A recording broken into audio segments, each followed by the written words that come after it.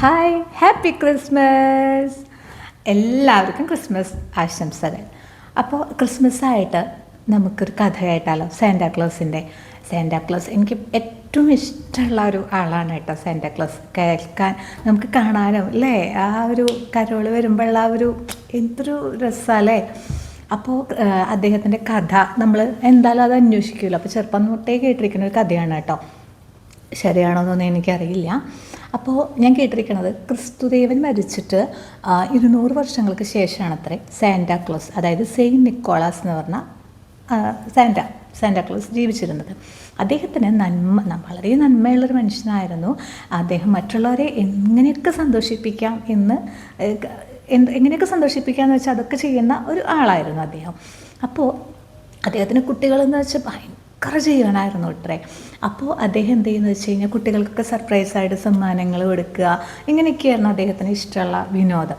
അങ്ങനെ അദ്ദേഹം ഒരു തവണ തീരുമാനിച്ചു, അടുത്ത ക്രിസ്മസിന് എനിക്ക് ആരും ചെയ്യാത്ത എന്തെങ്കിലും കുട്ടികളെ സന്തോഷിപ്പിക്കാനായിട്ട് ചെയ്യണമെന്ന് അദ്ദേഹം തീരുമാനിച്ചു. അപ്പോൾ അദ്ദേഹം അങ്ങനെ ആലോചിച്ചപ്പോഴാണ് ഇതുവരെ ആരും ഉണ്ടാക്കാത്ത പാവകളെ ഉണ്ടാക്കാം എന്ന് അദ്ദേഹം തീരുമാനിച്ചു. എന്നിട്ട് അദ്ദേഹം സമയം കിട്ടുമ്പോഴൊക്കെ ആരും നിർമ്മിച്ചിട്ടില്ലാത്ത പാവകളെ ഉണ്ടാക്കുത്രേ. അങ്ങനെ എടുത്തു വയ്ക്കുമായിരുന്നു ക്രിസ്മസിന് കൊടുക്കാൻ വേണ്ടിയിട്ട് കേട്ടോ. അങ്ങനെ ക്രിസ്മസ് കാലമായി.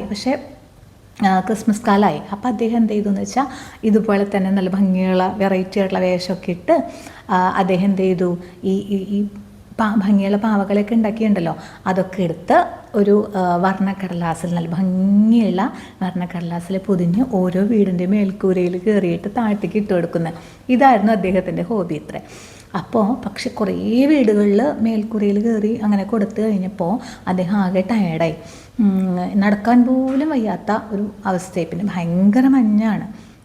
അപ്പോൾ അദ്ദേഹം എന്ത് ചെയ്തു, വയ്യാണ്ടായപ്പോൾ വീട്ടിലേക്ക് പോയിട്ടും അദ്ദേഹത്തിന് തൃപ്തിയാവണില്ല. കാരണം ഇനിയും കൊടുക്കണം, എല്ലാവരെയും ഇനിയും ആൾക്കാരെ സന്തോഷിപ്പിക്കണം എന്നാണല്ലോ. അപ്പോൾ അദ്ദേഹം എന്ത് ചെയ്തു, അവിടെയുള്ള അദ്ദേഹത്തിൻ്റെ ഹിമവാഹനത്തിൽ 4 മാനുകളെ വലിച്ചു കെട്ടിയിട്ട് അതിൽ സമ്മാനങ്ങളൊക്കെ നിറച്ച് ഇദ്ദേഹം അതിൽ കയറിയിട്ട് അങ്ങനെ യാത്ര ചെയ്തു. പക്ഷേ മഞ്ഞ് ഭയങ്കര മഞ്ഞല്ലേ, ആ മഞ്ഞിൽ ഈ മാനുകളുടെ കാലൊക്കെ താന്ന് പോയിട്ട് അവർക്ക് നടക്കാൻ പറ്റാതായി. അങ്ങനെ അദ്ദേഹത്തിന് ഭയങ്കര വിഷമമായി. അങ്ങനെ എന്ത് ചെയ്യുന്ന അറിയാതെ നിൽക്കുന്ന സമയത്ത് ഒരു മാലാഖ അദ്ദേഹത്തിൻ്റെ മുന്നിൽ പ്രത്യക്ഷപ്പെട്ടു. എന്നിട്ട് മാലാഖ പറഞ്ഞു, നീ വിഷമിക്കേണ്ട, നീ ഒരുപാട് നല്ല കാര്യങ്ങൾ ചെയ്യണ ഒരാളാണല്ലോ, അപ്പം ഞാൻ നിന്നെ സഹായിക്കാം എന്ന് പറഞ്ഞിട്ട് മാലാഖ എന്ത് ചെയ്തു, ആ മാനുകളെ ഒന്ന് തൊട്ടപ്പോൾ മാനുകൾക്ക് ചിറകുകൾ മുളച്ചു. അങ്ങനെ എന്നിട്ട് മാലാഖ പറഞ്ഞു, അത് മാത്രമല്ല, അപ്പം മാനുകൾക്ക് പറക്കാൻ പറ്റുമേ, അത് മാത്രമല്ല 4 കുട്ടിച്ചാത്തന്മാരെയും സമ്മാനമായിട്ട് കൊടുത്തു. എന്തിനാന്ന് വെച്ചാൽ ഈ പാവകളെ ഉണ്ടാക്കാനും സഹായിക്കാൻ പറ്റും, അതുപോലെ അത് വീടുകളിലേക്ക് എത്തിക്കാനും ഇവർ സഹായിക്കും. അങ്ങനെ മാലാഖ ഇവരെയൊക്കെ സമ്മാനമായിട്ട് കൊടുത്തിട്ട്, കുട്ടിച്ചാത്തന്മാരെയും കൂടി സമ്മാനമായിട്ട് കൊടുത്തിട്ട് മാലാഖ മറഞ്ഞു. എന്നിട്ട് ഇദ്ദേഹത്തിന് ഭയങ്കര സന്തോഷമായി. കാരണം മാനുകളുടെ പുറത്തിങ്ങനെ പറന്ന് പോവുകയും ചെയ്യാം, സമ്മാനങ്ങൾ വേണ്ടവർക്കൊക്കെ എത്തിക്കാനും പറ്റും. ഇവർ കുട്ടിച്ചാത്തന്മാർ പാവകളെ ഉണ്ടാക്കാൻ സഹായിക്കുകയും ചെയ്യും. അപ്പോൾ എത്ര വേണമെങ്കിലും ഉണ്ടാക്കാം. അപ്പോൾ അങ്ങനെ ഭയങ്കര സന്തോഷമായി അദ്ദേഹത്തിന്.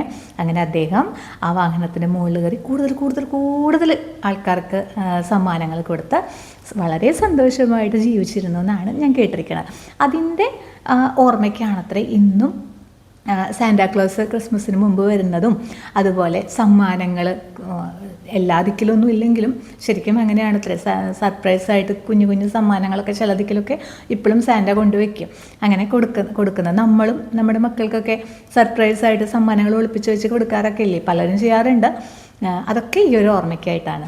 അപ്പോൾ ഈ ഒരു ക്രിസ്മസ് വീണ്ടും ഒരു നല്ല കുറേ ഓർമ്മകളുമായിട്ട്, അല്ലെങ്കിൽ ഇനിയും ഉള്ള അടുത്ത ക്രിസ്മസിലേക്ക് നല്ല കുറേ ഓർമ്മകൾ സമ്മാനിക്കുന്ന ഒരു ക്രിസ്മസ് ആവട്ടെ എന്ന് ഒരിക്കൽ കൂടി ആശംസിച്ചുകൊണ്ട് ബൈ.